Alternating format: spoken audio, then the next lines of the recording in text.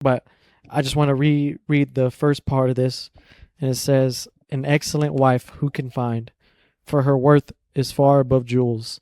The trust of her husband, the heart of her husband trusts in her, and he will have no lack of gain."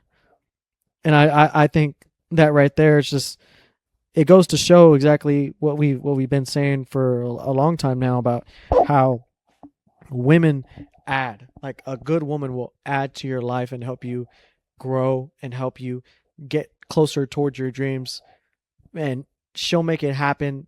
And it's not even necessarily that she's going to be the one coaching you and telling you what to do, but you get that fire ignited under you to take care of this person because they take care of you so much. And the times that when you're a man and you're going through a very tough time, you feel down on yourself, you don't feel confident, you don't feel competent, you feel like, you know what, I'm not really worth anything.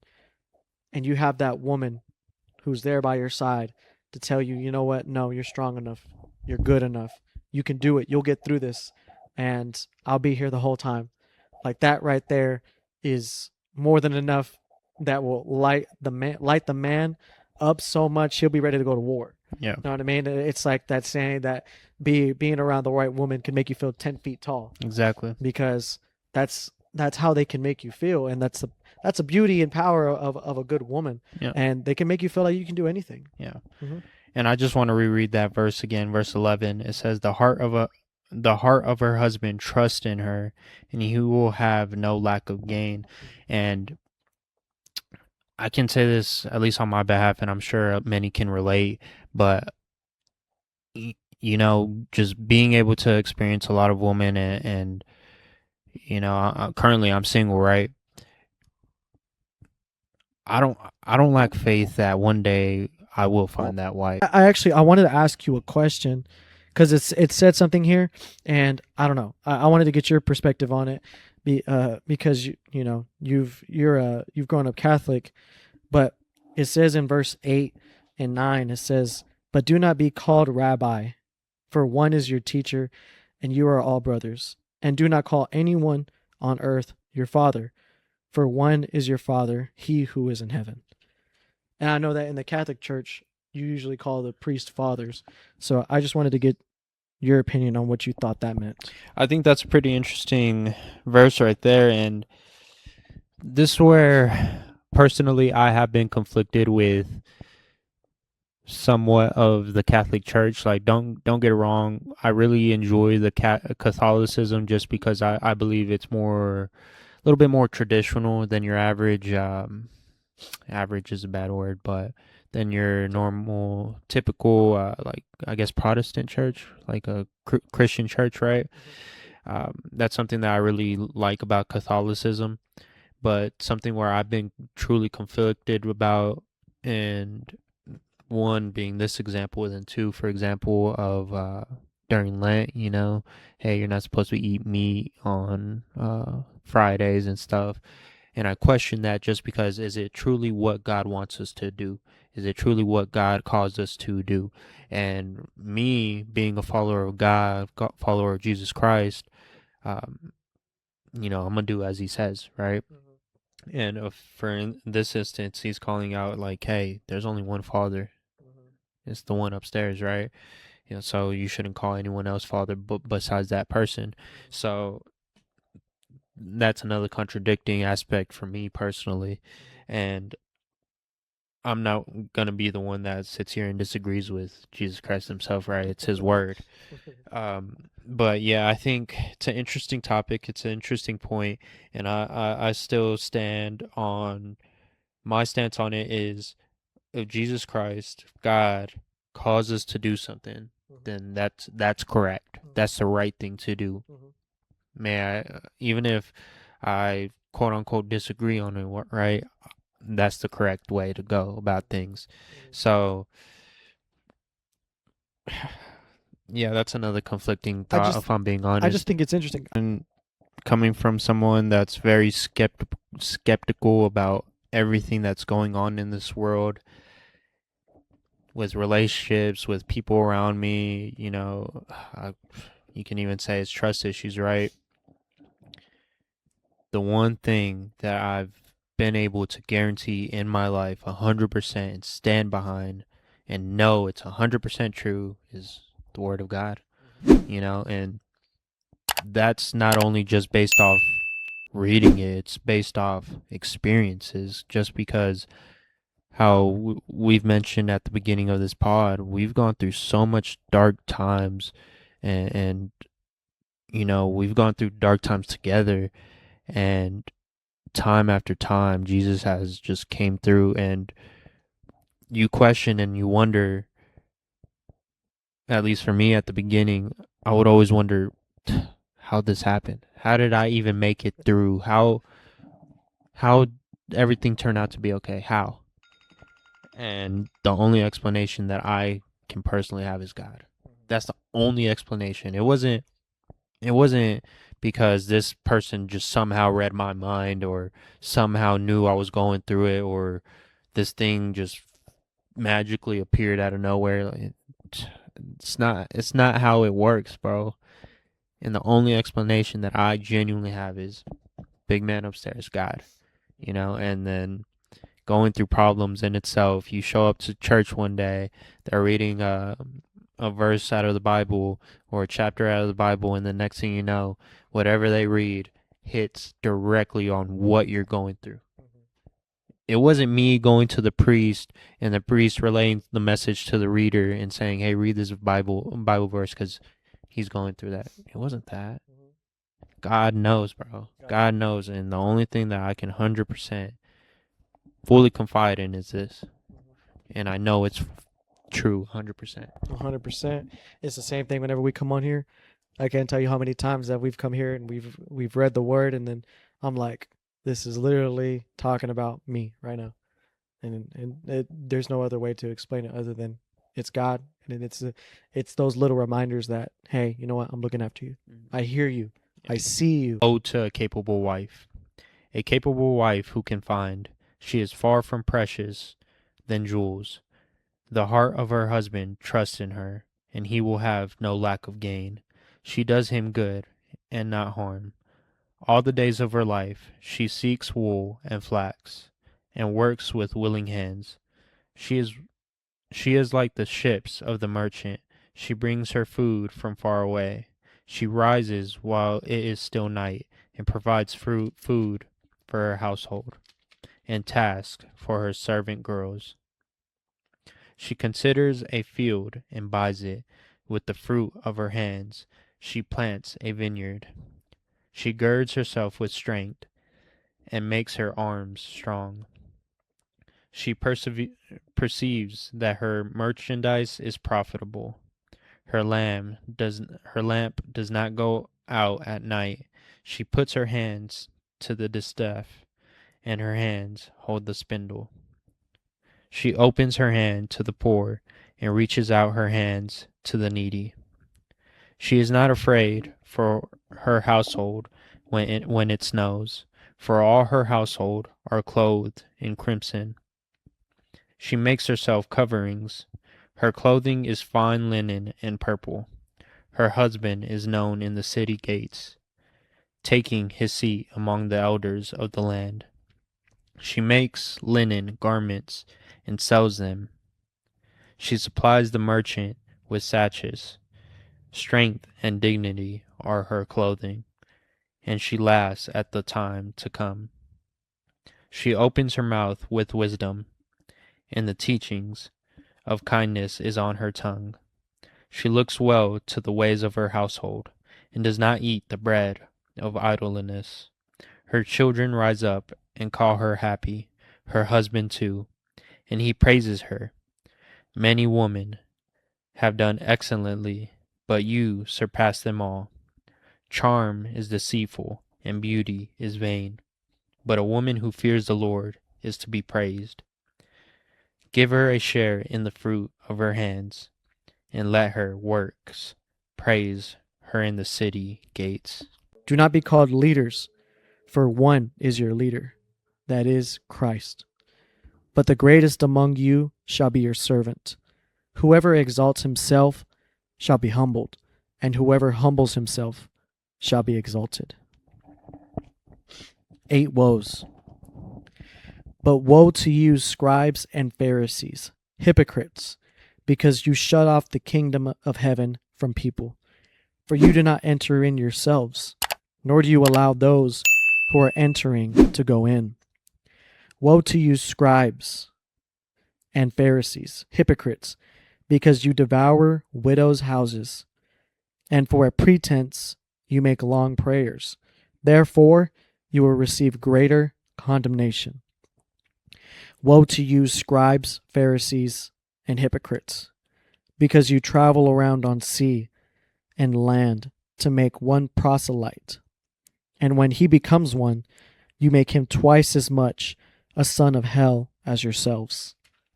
Woe to you, blind guides, who say, whoever swears by the temple, that is nothing, but whoever swears by the gold of the temple is obligated. You fools and blind men, which is more important, the gold or the temple that sanctified the gold? And whoever swears by the altar, that is nothing, but whoever swears by the offering on it, he is obligated. You blind men, which is more important, the offering or the altar that sanctifies their offering? Therefore, whoever swears by the altar swears both by the altar and by everything on it.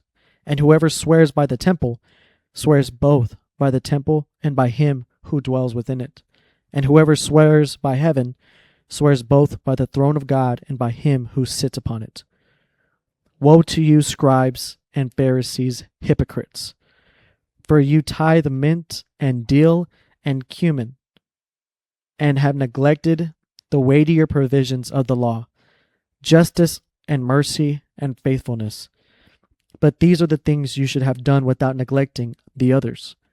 You blind guides, who strain out a gnat and swallow a camel. Woe to you, scribes and Pharisees, hypocrites! For you clean outside of the cup and of the dish, but inside they are full of robbery and self-indulgence.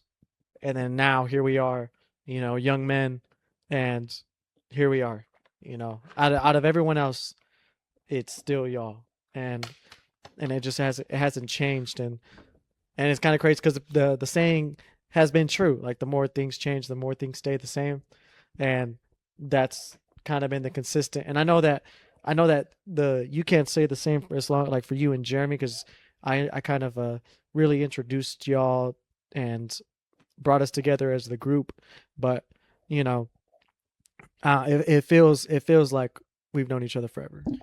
I completely agree, man. I mean, I know you and I, we've been friends since since we were like 4 or 5, bro. And I really appreciate you bringing me and Jeremy together, just because we've been friends for about 4 going on 5 years now, since I was about 20, around that age that we first got to start hanging around. Well, since I first started hanging around Jeremy, and it's crazy, bro. It's just, who would have thought, who would have thought? And you and I, you know what I'm saying, we grew up together, and then there was a moment of time where we kind of went our separate ways, and somehow, for some reason, I say it's all God, right?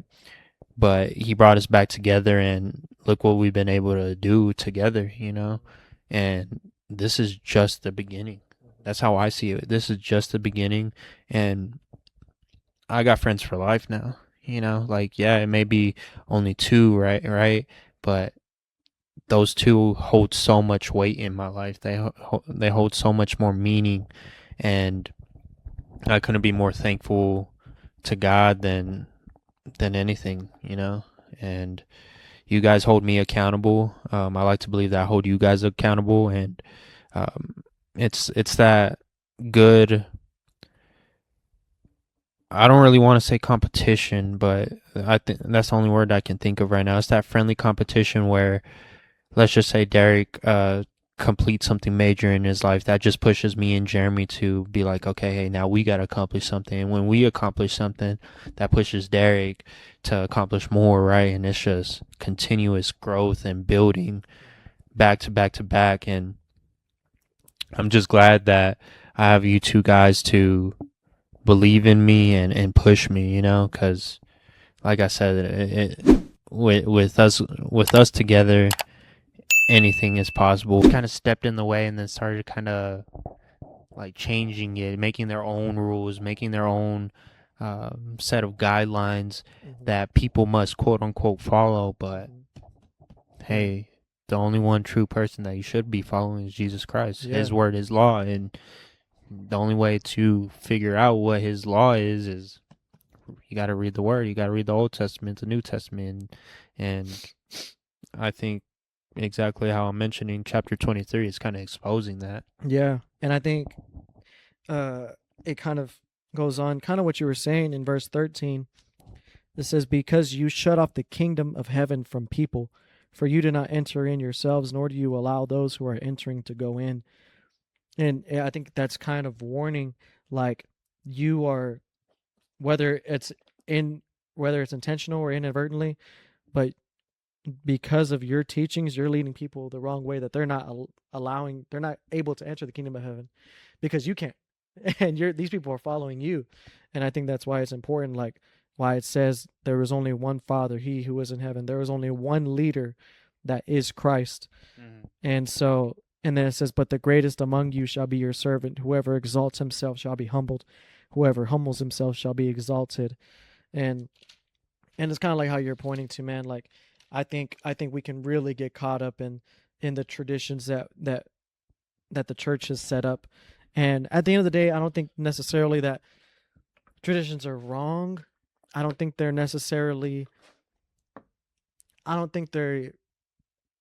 in and of themselves harmful, but I think it's whenever those traditions become more important than the word.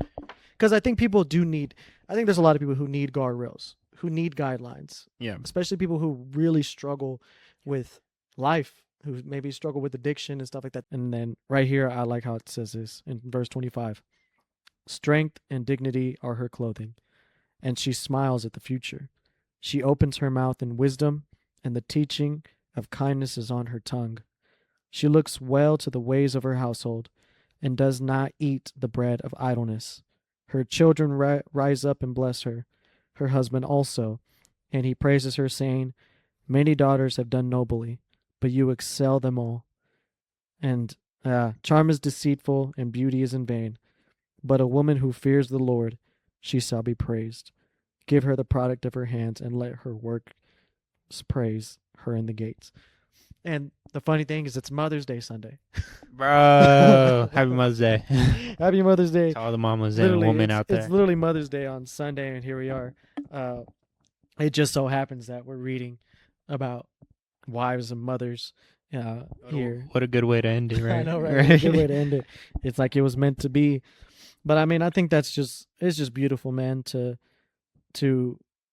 picture this woman that, the king is describing from his mother's teachings.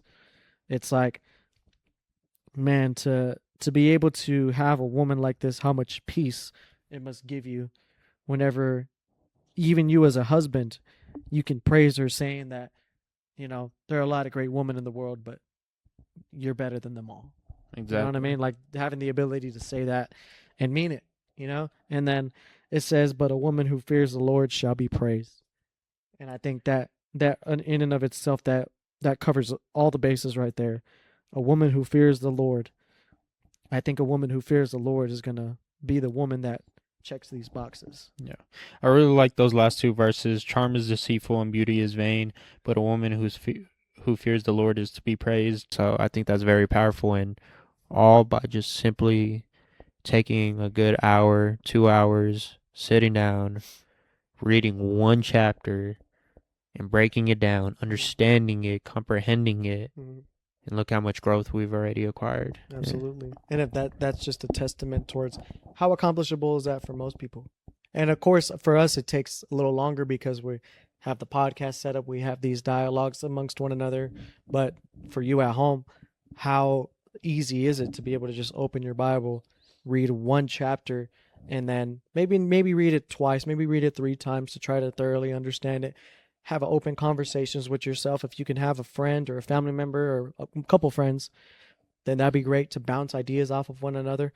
The growth that you will have just from reading the word and talking about it and getting to understand it, it's it's hard to it's hard to even measure how much growth that will come from that. I believe it's literally impossible not to grow by reading it. Absolutely. You know, and I've heard plenty of times from people that aren't so religious or even faithful, you know, they always recommend, hey, read the book of Proverbs. Yeah. So much knowledge behind it. Read the Bible. So much knowledge behind it. And it's just a good guide to live by. Exactly. Like it is genius. It is ingenious, and I think there's no way that you could read the Bible and not find good rules to live by and enjoy a good life, like at least a content and peaceful life. And deep down in your hearts, you can't say like what is being said in this book that it's wrong. No, you can't, because time after time I'm over here just getting humbled by reading it. I'm like, oh my gosh, I was wrong. Hey, this is the way I should have went about things. This is the way I should have handled this, you know. Pretty much the whole time I'm reading the Bible, it's like, dang it, I'm wrong.